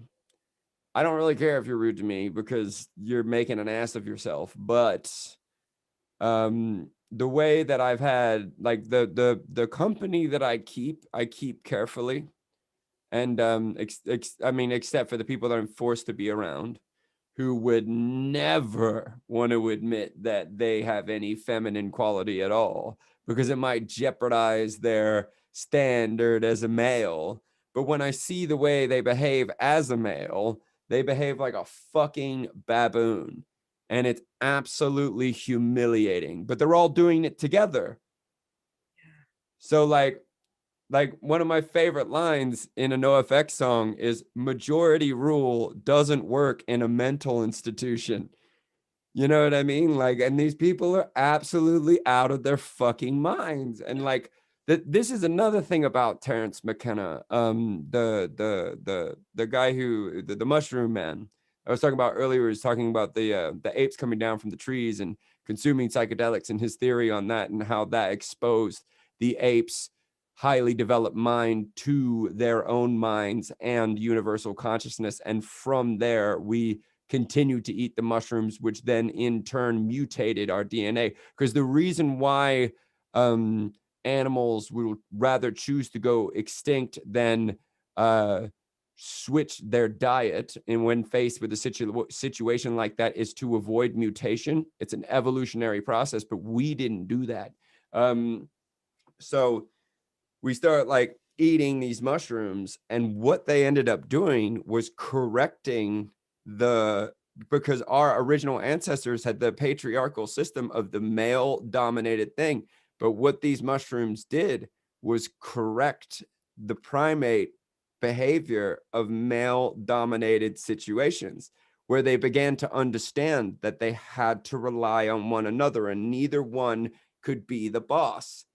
But what happened over time was we grew larger and larger groups of people through these massive mushroom orgies. Everybody's all part of the one and all this stuff. And eventually you have so many people. After a certain amount, our ancestors and human beings in general, after a certain amount of people, we start to break apart. That's why you're not friends with 3,000 people. That's why 3,000 people don't come to your house and hang out with you, because it just doesn't work.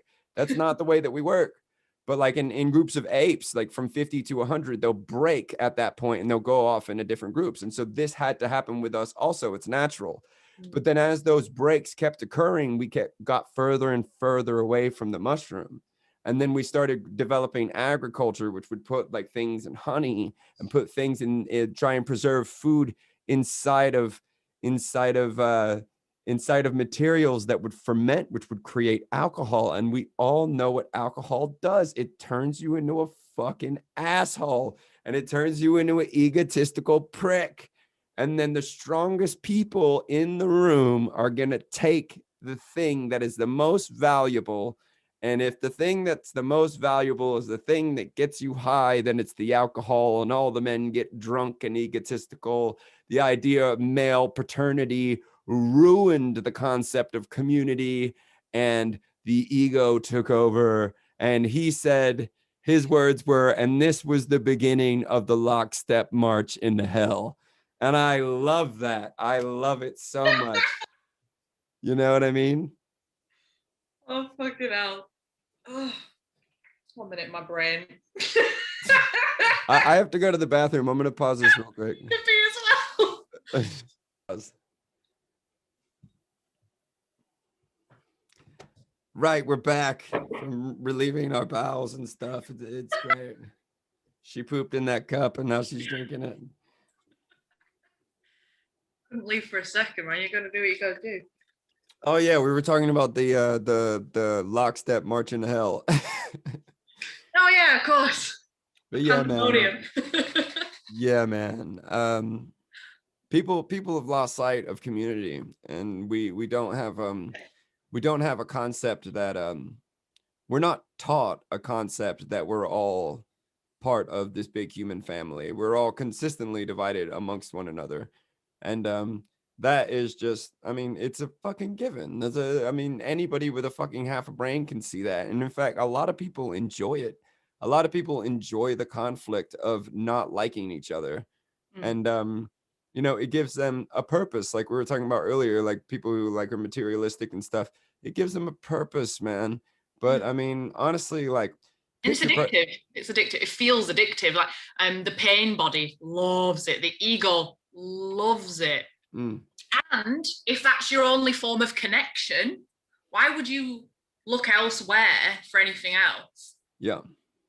Yeah. Do you know what I mean? For sure. I think that there's a primal part of us that really wants to fight.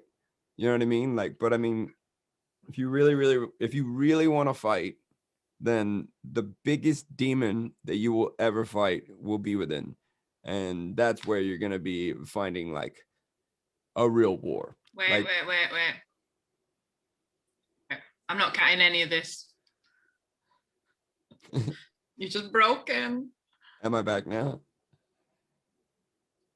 Am I still broken? Internet unstable. No, you're back. Now you're back.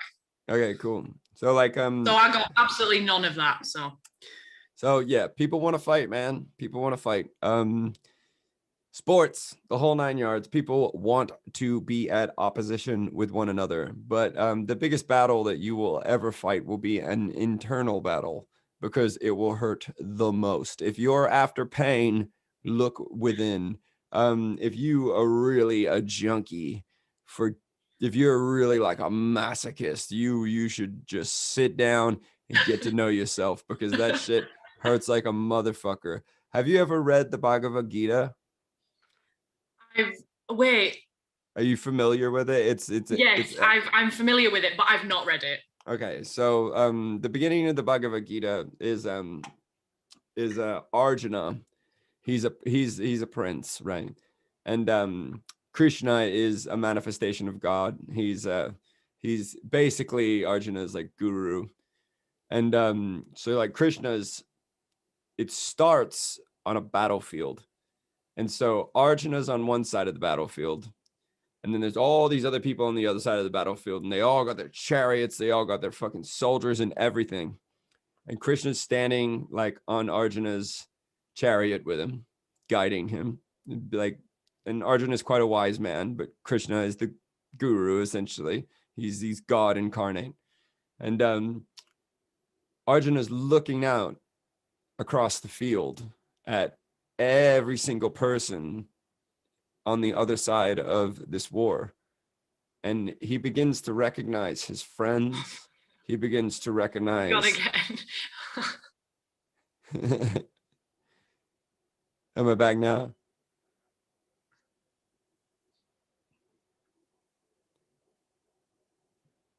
Am I back now?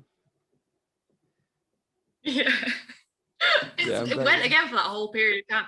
Something's trying to stop you from saying this. Uh-oh. It's divine intervention. So it was like you said too much. So basically, in the Bhagavad Gita, Arjuna is a prince. He's going to war. He's standing on one side of the battlefield. Bunch of other people standing on the other side of the battlefield. Krishna is standing there with him in his chariot, with Arjuna in his chariot. Krishna is a physical manifestation of God. And Arjuna's teacher. Arjuna is a wise man. He's a very intelligent prince, very wise prince. And he looks out at this battlefield and he looks at the people on the other side of the battlefield and he starts to recognize his friends and like members of his family and his teachers and all these people in his life that have meant so dear to him. And everything that meant so much to him is like laying on the other side of this battlefield. And Arjuna looks at God and he throws his sword down and he goes, I'm not going to do this. I'm not going to fight. And God looks at him and he's kind of like, why? He's like, if I fight this battle, everything that is dear to me will be destroyed. Everything, tradition, the love, the culture, the community, the connections all made will perish in the name of me. That I will destroy everything dear to me. And Krishna looks at him and goes, well, you're gonna fight anyway. This is what you're here to do.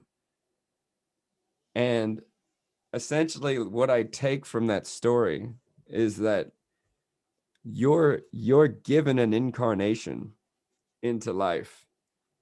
And no matter how hard this stuff gets, you could choose to be a renunciate and throw it all away and go live in the middle of the forest and be like, I'm not going to fight the battle of life because look how dear all of these people are to me. Look how much I love most of these people. I'm not going to fight with these people. I'm not going to go to war with the one thing I love the most, which is my life, but you will. This is your incarnation. This is what you were born to do, to go to war and complete the path that you're on. And it was just that whole experience for me made me look at my life, like even in the hardest moments and in the toughest moments and in the moments where I'm like feeling like, oh my God, I can't do this. I have to remember that like I am born into this body, into this incarnation with a set of criteria that must be completed. It must be done. As much as I want to fight it and as much as I want to throw it away and hide from the pain, I have to face the pain head on no matter what the situation is. That doesn't mean, by the way, listeners, that I'm going to shove a spear through my mom's face. But it does mean that, you know, these are the things that we have to deal with. You are going to war. Your life is war. The battlefield is an internal battlefield of everything you love, and you're going to lose it all. You're going to gain the world. You're going to lose the world again. You're going to constantly be going through these different situations. And I just really love the beginning of the Bhagavad Gita. And I'm sure there's so many different interpretations of it, but that was one of my, that was one of the interpretations that I got from it. And it meant a lot because it takes this burden away from, you know, why can't I just be someone else? And it's like, because this is who you are. You know what I mean? All of this suffering that you're going to experience through the course of your life, this is it. Like, this is where you belong. You know what I mean? Like, and suffering is one of the most immense teachers you're ever going to experience. And so the more things get crazy, the more you really got to cultivate that space inside of you where you have to understand that this is not, you are not the only divine force at play here. You are part of a lawful unfolding of something, and your incarnation has a mission to accomplish, whether you like it or not. And yeah, I thought that that was quite beautiful. And like I've started reading the rest of Bhagavad Gita because of the rest of the Gita, he basically like Krishna just the he basically ends up making Arjuna surrender through a series of like really like rapturous like revelation, being like, this is who you are. You must accept it. You know what I mean? Like no matter how much it hurts. And then there's a bunch of other beautiful stuff in the Gita too. But yeah, it's just one of those things like and yeah, I really enjoyed the Gita. Because That was you're going to war with yourself. 100% That's what it everything. feels like when Yeah, you are facing all of this. Essentially, because we're all one unity, you're going to war with yourself. yeah, you definitely are at all times. And And that's the part that I think, although a lot of in a very realistic outside of the Gita, in if we put that into like day-to-day life, although it doesn't people don't realize that's how they feel. They don't feel like they're going to war with themselves. If you don't have the consciousness to realize that's actually what's happening, but intuitively we all know that's what's happening. We just don't want to do it. We just don't want to do it because you realize intuitively you're going to war with yourself, and the pain of going to war with yourself because you know what pain you can inflict. oh Real. yeah, oh yeah, you know You that know what you, you capable. Everybody knows what they're capable of. yeah, and we can be like, I mean, we can be extremely destructive to the things that we love the most. But you know what, man? Like this is just who we are. Like we're not like, you can spend your whole life trying to be Gandhi, but there was just Gandhi. You know what I mean? And there, you don't have to be a realized being in order to understand that peace and love and all of these things are super important. But you are not, well, you might be an enlightened being and you're just fucking with me. um you know, but like um you are going to have to deal with honoring your human incarnation. You have to accept it. And when we reject it, we have these big midlife crises and we freak the fuck out and we just lose everything. And it's just sad. And you know, that's why I tend to try to practice as much non-attachment as possible, because the more I become attached to material objects, things like that, things in form, even my fiance, like I am not attached to the body of my fiance. The thing that I am eternally connected to is the soul of my fiance. Mm. And I think about her death a lot because it will hurt a lot. But then I think about what I've experienced with her and what I know to be true, that our souls are intertwined eternally. And that brings me comfort, and not just comfort out of like, oh, I need to feel better, but it brings me like a blessing Mm. with the knowledge of the experience that her and I may have been doing this for an eternity and will continue to do it, whether in this body or the next. And I'm happy with that. You know what I mean? And freedom. I love the idea of freedom. And like the idea that there could be freedom in death is something that I hope when one of us does pass, that the other one finds solace in the freedom of the other, because we both suffered so much, as everyone has. But in the Gita they say like the wise man doesn't lament for the living nor for the dead, because there's nothing goes. No, you the reality of yourself, it doesn't leave. It's just the form that changes.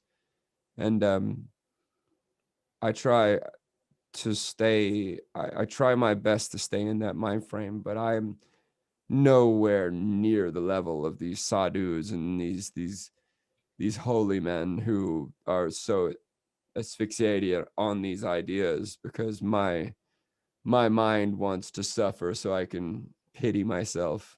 You know what I mean? Like, but at the end of the day, when I have moments of clarity like that, it just it makes it all feel so worth it. And like I see people suffering so much, and I see them doing that to themselves. They're making themselves suffer because they're holding on to the attachment to what it is that's making them suffer, Yeah. instead of agreeing and accepting the truth that everything fades. And it might fade, but it doesn't leave, it transforms. And inside the beauty of transformation, we should be almost worshiping that. You know what I mean? Like, we worship life and fear death as if they're not two sides of the same coin. It's like if I handed you a pound upside down, the tail side up, you'd be like, that's not worth anything. You know what I mean? Like, Yeah. it's ridiculous. Like, but I get it. I get it. We don't want to lose this precious moment because it's so precious, but But we can't we own it. We don't own it. That's the yeah. ego. That's the ego trying to own life. We try to own all life. We try to own other lives. We try to own plants. We try to own rocks, bowls, tables, everything. We try to own everything, and we try to own our own lives. And that's ego. All of it's ego. Yeah. Yeah, you're just borrowing everything. Mm. Like it's like you're just Are lucky you to there? hmm? Am I here? Am I here? Have we got unstable again? I heard everything. You just, I heard everything that you said, so it might be recording perfectly from my end. I think we'll use your recording of this, because my Yeah. recording is me going, are you there? Are you there? Every few minutes. But like, yeah, I mean, we think that we can own all this shit. We don't own anything. It's just here for, it's just a game. Like, we're just having fun. Like, it's the dance of life. And fuck, man, I'm so fucking happy to be here. And Mm. yeah, it fucking hurts at times and it's stressful, but dude, I would so much rather have had taken this incarnation than not. And and I know you know what I'm talking about, man. Like the horror of life, the horror of and it's just like the trauma of being.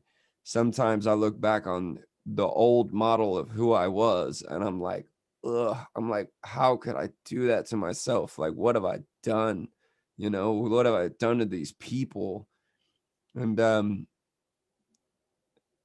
we didn't have consciousness at that point.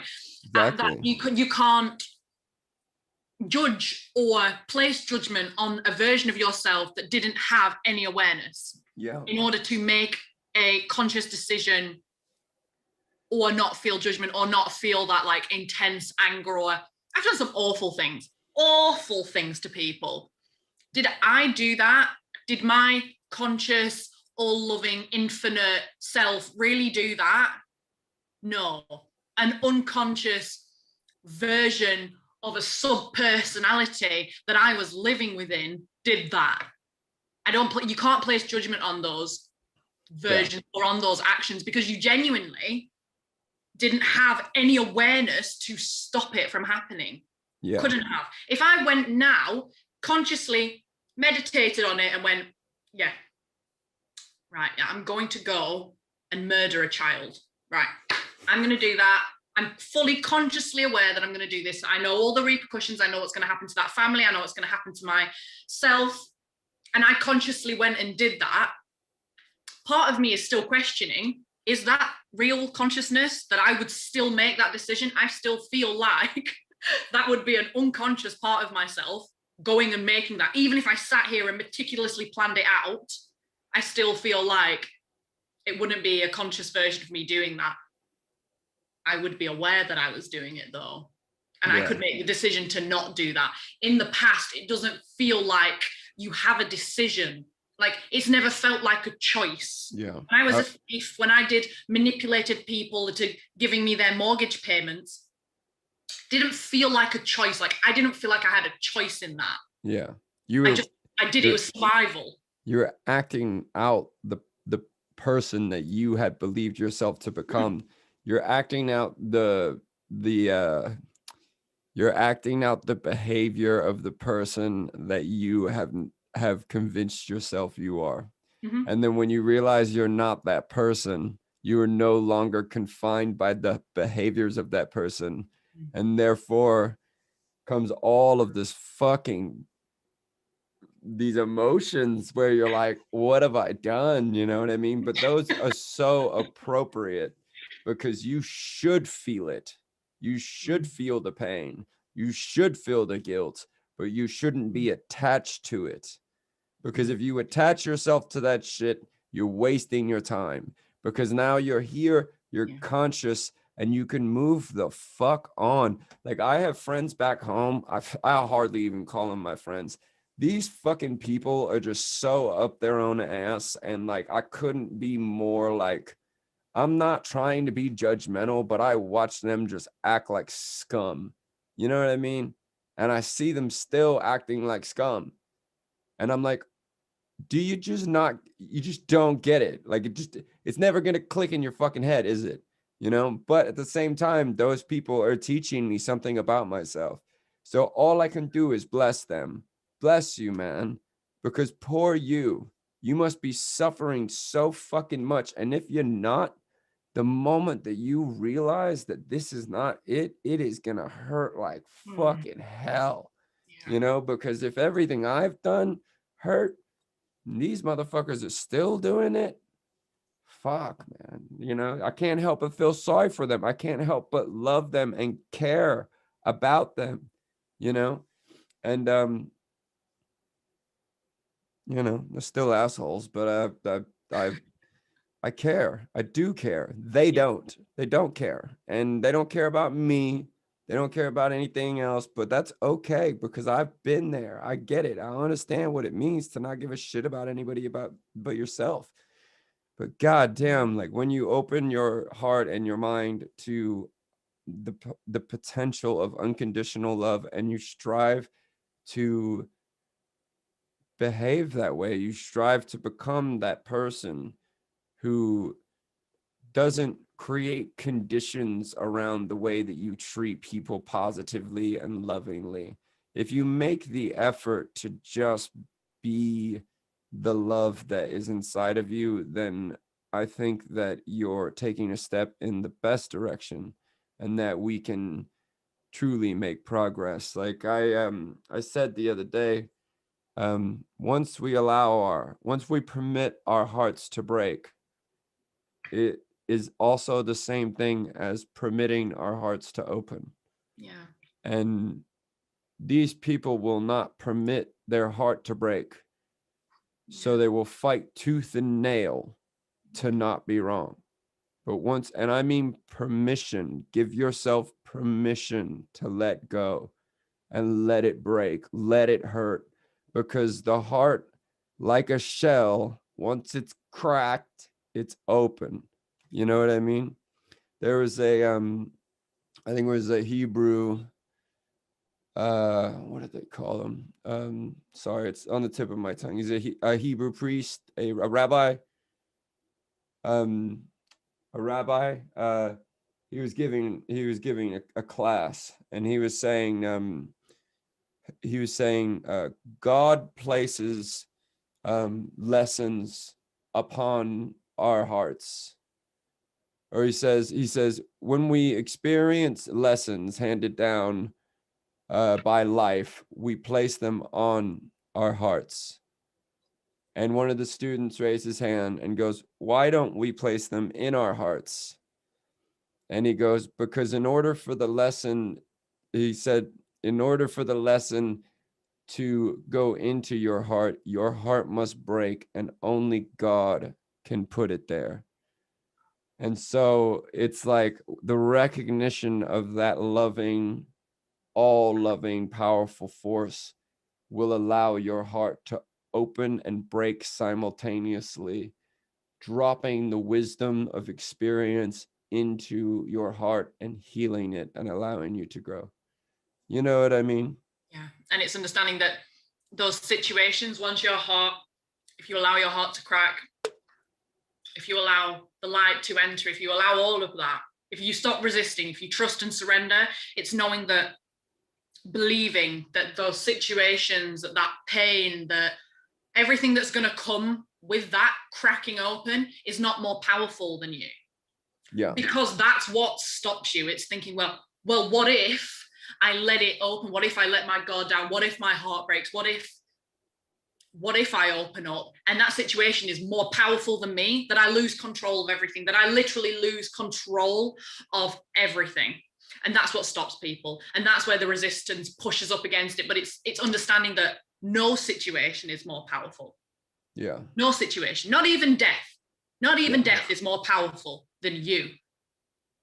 It's just not true. And it's how do you instill that into people? Because I feel like when I ask people that question, when somebody goes, yeah, but what if I message them and then they reject me? I'm like, all right, well, is that situation more powerful than you? Is it? No. Yes. Why is it more powerful then?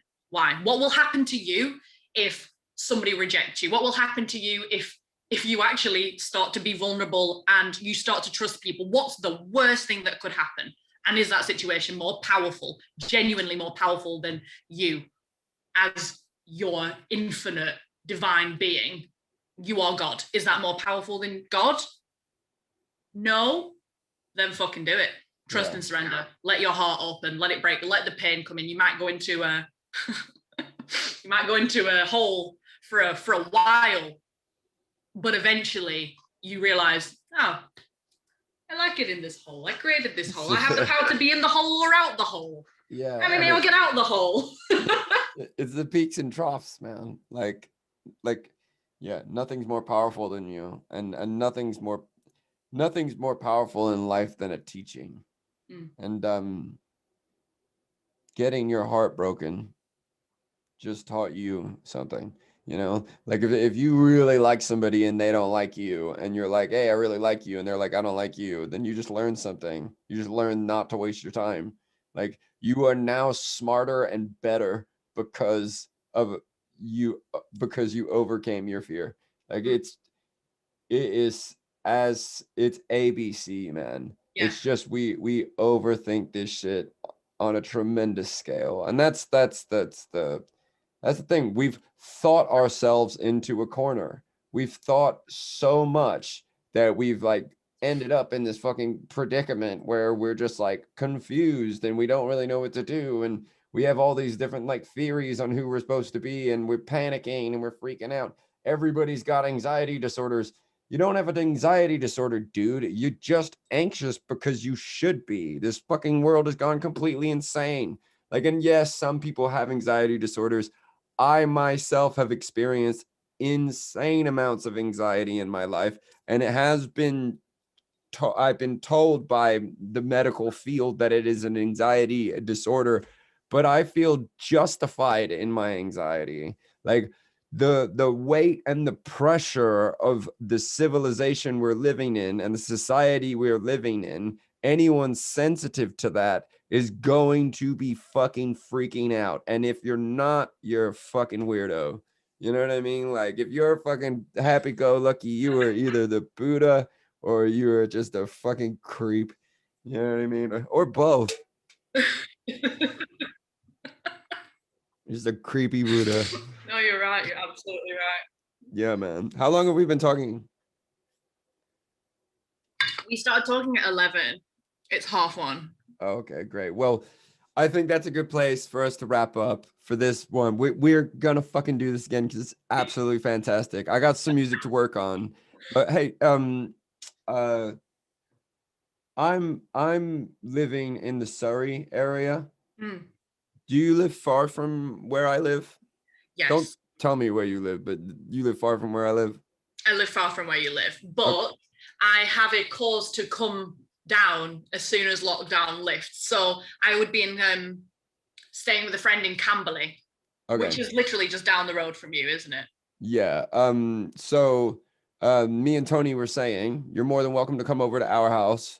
We can have a journey into the ether and do the whole 9 yards. It'll be absolutely fantastic. And we can if you like, work on a song together because I have all of my recording equipment. And then Yes. me and you can release a track. And that would be super, super cool. And then we can also do a podcast, all three of us together in the same room, which would be beautiful because Tony's amazing. Yeah, and she loves you. Like Tony introduced me to you. And like Oh, I can't believe that. like at first I was like, what the fuck are you watching? Because like you were like dancing around and you're like doing all this stuff and you're just being super positive and I was being a fucking asshole and I was like just grumpy on the fucking couch and I was like, what are you watching? Some fucking positive bullshit. I had a bad day. And then I looked at it like the next morning, I looked at your page and I was like, wow, this is actually really positive. I was like, this is wonderful. And like Tony was like, I fucking told you, you asshole. I was like, yeah, man. I was like, I really like her. I was like, and I was like, I know her. She was like, no, you don't. And I was like, no, I know her. I was like, I don't know exactly how we know each other, but I know her. I was like, she used to date one of my roommates. And then Tony was like, no, she didn't. And I'm like, I swear to God. And that's true, isn't it? Yeah, I dated Elliot for about a year and a half. Yeah, yeah, man. It was mad. And I told Tony, I was like, yeah, man, I ran into her so many times, and every time I ran into her, I forgot who she was. And and it's got nothing to do with you. At that time in my life, I was so drunk all the time that I would be walking down the street and people would be like, Stu, and I'd be like, hi. I had no idea who anybody was. I was not interested in the world. I was so like nihilistic and so like fuck everything. There every time I'd meet somebody, it was just like a ghost. You know what I mean? But I recognized you all the time.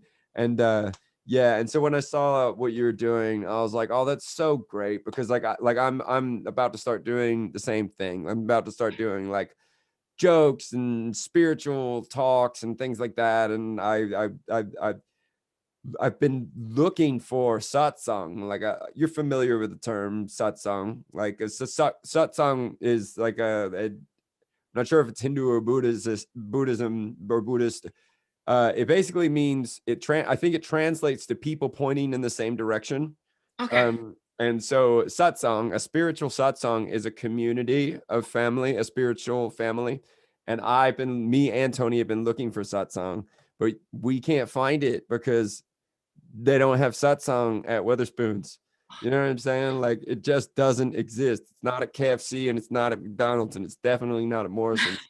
You know what I'm saying? So it is really, really great to like properly meet you and like have a real conversation with you. Bless you. And yeah, and I'll talk to you next time. Much love, my friend.